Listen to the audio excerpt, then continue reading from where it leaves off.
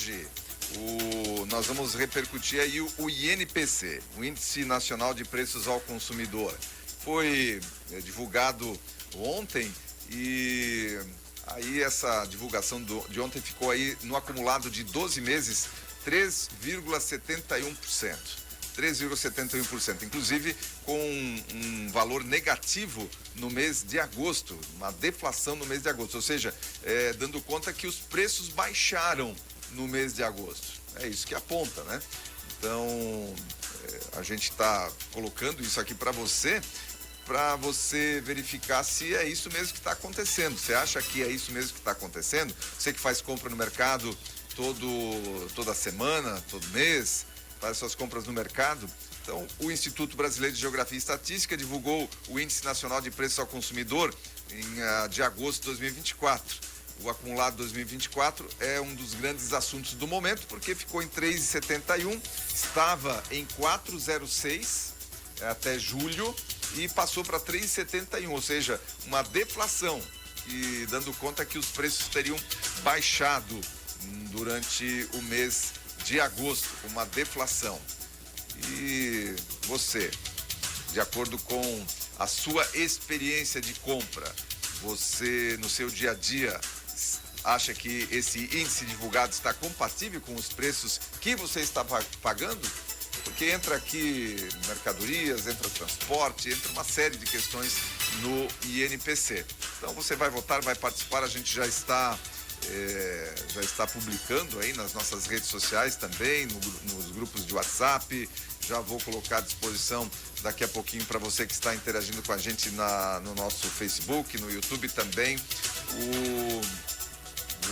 a nossa enquete do dia de hoje, então, repercutindo o índice do INPC, para você, então, votar, participar, interagir com a gente. Vamos lá, vamos trazendo notícia, informação para você na manhã desta quarta-feira. 3 trechos da BR-470 estarão no sistema Pare e Siga a partir de hoje. O DENIT anunciou que a partir de hoje, então, 3 trechos estarão operando no sistema Siga e Pare na BR-470 no Vale do Itajaí. As intervenções são parte de um projeto de restauração, ampliação de capacidade e eliminação de pontos críticos ao longo da rodovia, com o objetivo de melhorar as condições de tráfego e segurança. Então, durante as obras, o trânsito fluirá em uma única pista com alternância de sentidos. Aí o siga e pare, assim que funciona, garantindo que os serviços sejam realizados de forma segura para trabalhadores e motoristas. Então, os trechos que serão afetados será entre Ibirama e Apiúna, no quilômetro 111, que é a ponte sobre o rio Itajaí-Açu, operação de pare e siga no período da tarde desta quarta-feira. A intervenção envolve concretagem de consoles, levantamento da estrutura e substituição dos aparelhos de apoio. O tempo estimado de trabalho é de 3 horas ali na ponte sobre o rio Itajaí, entre Ibirama e Apiúna. Outro trecho é em Apiúna, entre os quilômetros 95 e 99, prevista também para acontecer de quarta-feira até sábado, de 11 a 14 de setembro, portanto.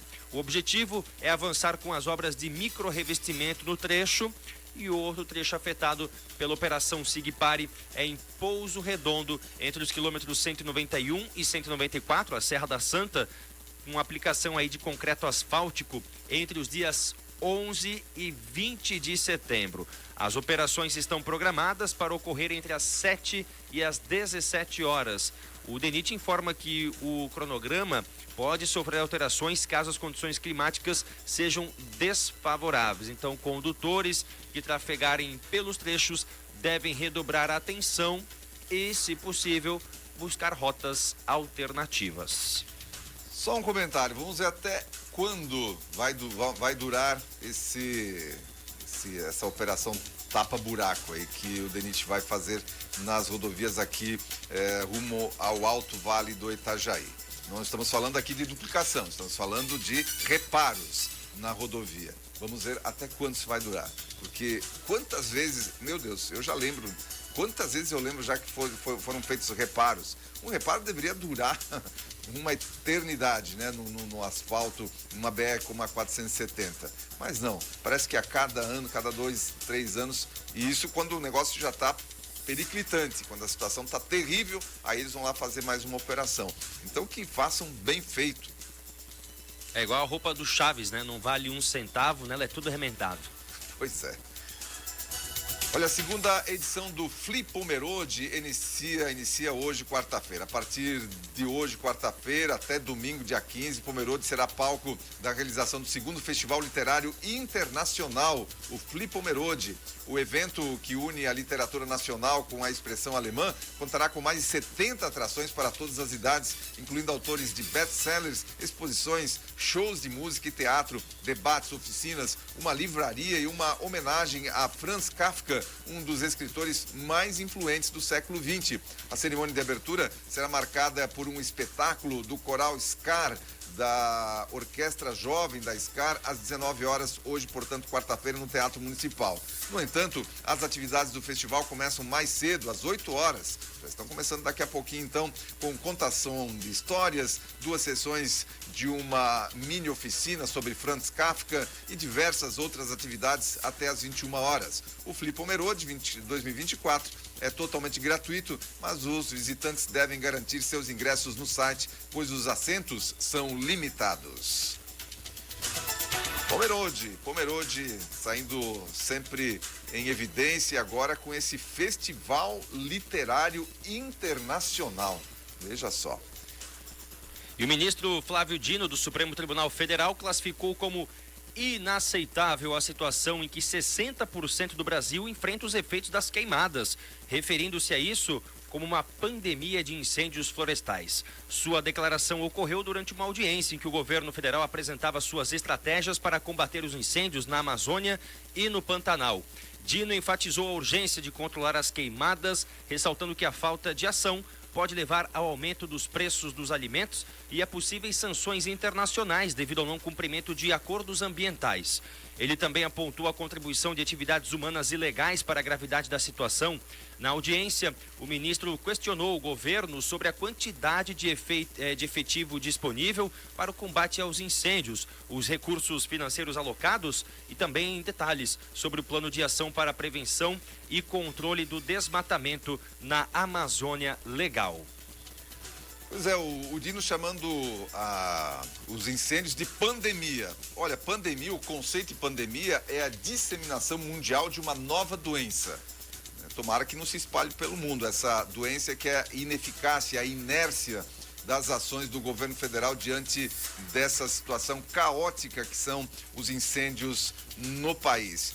Para o Flávio Dino, que é apoiador do governo, e mais uma vez, o Supremo Tribunal Federal tendo que se manifestar sobre uma situação que é total responsabilidade do Executivo, de ações, de planejamento, de mitigação dos efeitos e de prevenção também de novos incêndios. Se o Flávio Dino está tendo que fazer isso, você imagina o tamanho do problema, o tamanho da situação.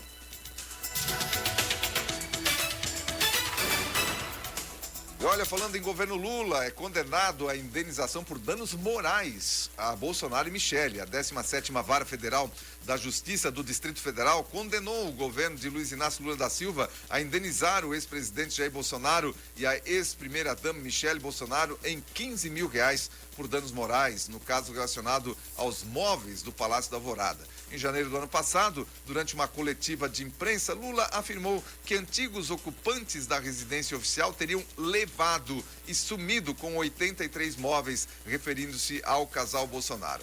A Justiça destacou que essas declarações alcançaram grande repercussão na mídia nacional e internacional, acarretando mácula à sua imagem e reputação de Bolsonaro e Michele. Dessa maneira, à luz subsequente comprovação de que os itens em referência sempre estiveram sob guarda da União durante todo o período indicado, entendo configurado dano à honra objetiva e subjetiva da requerente, escreveu o juiz federal Diego Câmara na decisão assinada na última segunda-feira. Portanto, uma indenização aí de R$15 mil para Michele e Bolsonaro. Ficaram ricos agora com essa indenização, mas enfim, não é pelo dinheiro, mas é por essa situação aí dessas alegações, né, de que esses móveis teriam sido levados pela Michelle Bolsonaro, e a mídia nacional sempre ansiosa, ansiando por informações negativas a respeito do Bolsonaro, não contou tempo e foi espalhado pela mídia nacional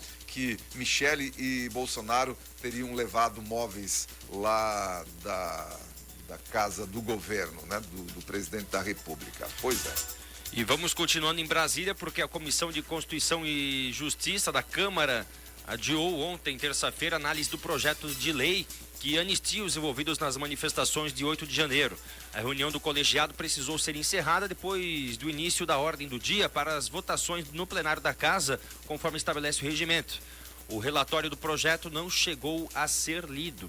A leitura foi protelada após uma série de iniciativas da base governista para obstruir a análise do texto. A próxima sessão da CCJ foi convocada para hoje, quarta-feira, às 10 horas da manhã. A bancada do União Brasil seguiu orientação do governo para obstruir o texto, assim como fizeram as federações PSOL, Rede e PT, PV, PCdoB. Para garantir quórum e apoio para o texto avançar, o PP e o PL fizeram trocas nos integrantes das bancadas que compõem a comissão. Integrantes da oposição também defendem que o grupo só apoie candidatos à presidência da Câmara que apoiarem a proposta sobre anistia. E aí começou o toma lá da cá, a barganha. O PL da anistia é analisado apensado de outros 6 projetos sobre temas semelhantes.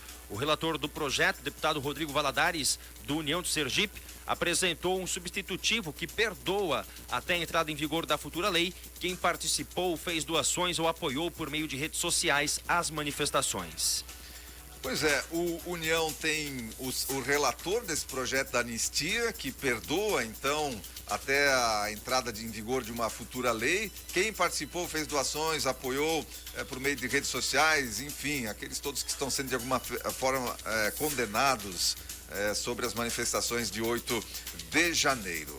Mas ontem o União Brasil uniu-se aí a PSOL, Rede, PT, PV, PCdoB, para, seguindo a orientação do governo, obstruir o texto, que hoje, novamente, vai, a partir das 10 horas da manhã, fazer parte aí dos trabalhos da CCJ da Câmara.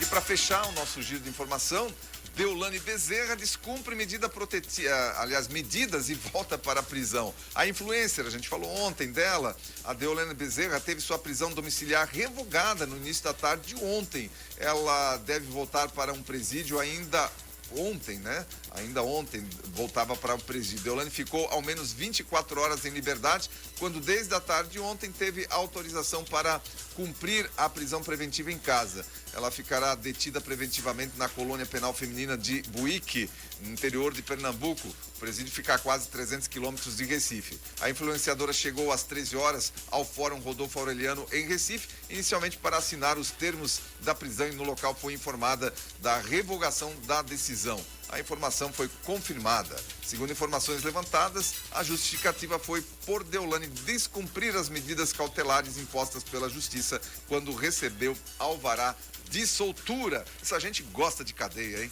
Gosta de cadeia, eu nunca vi disso. Logo depois de ser solta aí com medidas preventivas, medidas cautelares, que envolvem uso de tornozeleira, não se comunicar com envolvidos no processo, também não ir a público falar sobre o processo. Logo depois de ser solta, ela foi falar com a imprensa e com os fãs que se aglomeravam ali no local, e não deu outra, foi revogado já no mesmo dia a prisão, a medida cautelar de prisão domiciliar dela. Pois é. E só para fechar rapidinho, ontem teve debate lá nos Estados Unidos, o primeiro debate entre o Donald Trump e a Kamala Harris.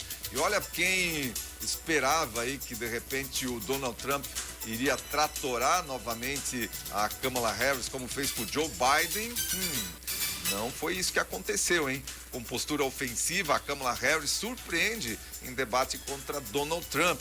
Apesar da disputa acirrada nas intenções de voto, a democrata superou o republicano com estratégia agressiva, deixando Trump desconfortável diante de tópicos sensíveis. Logicamente que agora estão rolando aí os cortes, tem muitos cortes onde o Donald Trump se deu bem no debate, tem os cortes onde a Kamala se deu bem no debate também, mas de maneira geral, o que analistas estão falando, logicamente, é que a Câmara ela não perdeu o debate. Não perdeu o debate. Foi bem, se preparou para o debate. Importância, né? Se preparar. 7h28, nós ficamos por aqui com o nosso giro de informação nesta manhã de quarta-feira.